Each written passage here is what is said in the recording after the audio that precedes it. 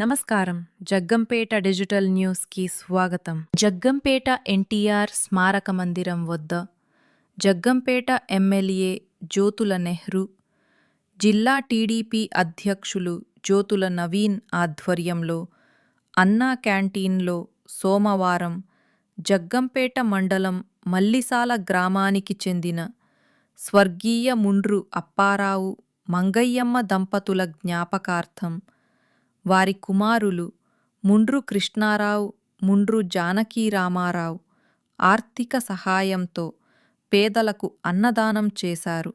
జిల్లా టీడీపీ అధ్యక్షులు జ్యోతుల నవీన్ హాజరై పేదలకు అన్నం వడ్డించారు. తొందరలోనే జగ్గంపేటలో ప్రభుత్వ అన్నా క్యాంటీన్ ఏర్పాటు అవుతుందన్నారు.